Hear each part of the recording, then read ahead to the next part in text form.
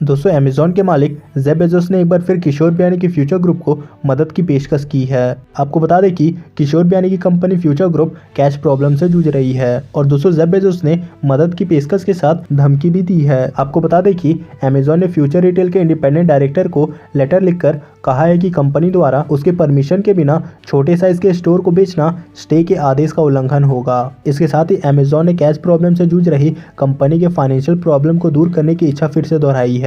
Amazon की ओर से 19 जनवरी को भेजे गए पत्र में कहा गया है कि कुछ रिपोर्ट से पता चला है कि फ्यूचर रिटेल और अपने छोटे साइज के स्टोर जैसे कि इजी डे और हेरिटेज फ्रेश ब्रांड की बिक्री करना चाहती है। दोस्तों देखा जाए तो दुनिया की सबसे बड़ी ई कॉमर्स कंपनी अमेजॉन के मालिक जेफ बेजोस भारत पर बड़ा दांव खेल रहे हैं। वास्तव में आबादी और कारोबार के लिहाजे से भारत दुनिया का दूसरा सबसे बड़ा FMCG बाजार बन सकता है। अमेजॉन ने इसके पहले फ्यूचर रिटेल को खरीदने की कोशिश इसलिए की थी क्योंकि वो वर्चुअल स्टोर के अलावा फिजिकल स्टोर के मामले में भी देश की लीडिंग कंपनी बनना चाहती थी। लेकिन फ्यूचर रिटेल के बिग बाजार का सौदा रिलायंस से होने के बाद जेफ बेजोस की सभी योजना धरी की धरी रह गई और कैश प्रॉब्लम से जूझ रही फ्यूचर रिटेल लिमिटेड ने रिलायंस के साथ सौदा करने के लिए लंबी कानूनी लड़ाई का सहारा लेना पड़ रहा है। और दोस्तों अब जब फ्यूचर रिटेल ने अपने छोटे फॉर्मेट के स्टोर जैसे कि इजी डे और हेरिटेज को बेचने का फैसला किया है तो जेफ बेजोस एक बार फिर फ्यूचर रिटेल को अपने पाले में लेने की कोशिश करते दिख रहे हैं। और अमेजॉन ने अपने लेटर में कहा है कि उसकी मंजूरी के बिना फ्यूचर रिटेल लिमिटेड के छोटे स्टोर को इस तरीके से बेचना कोर्ट के आदेश का उल्लंघन होगा।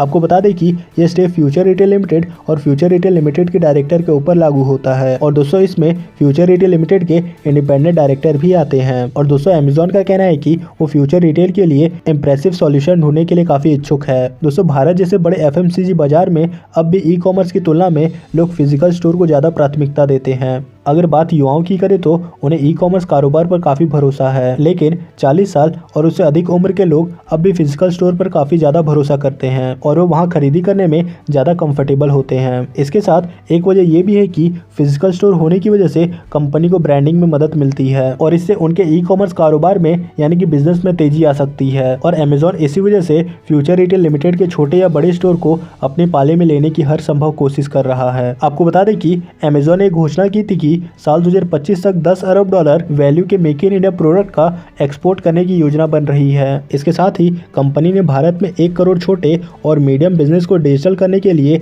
$1 अरब यानी कि 7,100 करोड़ रुपए के निवेश करने का भी ऐलान किया था।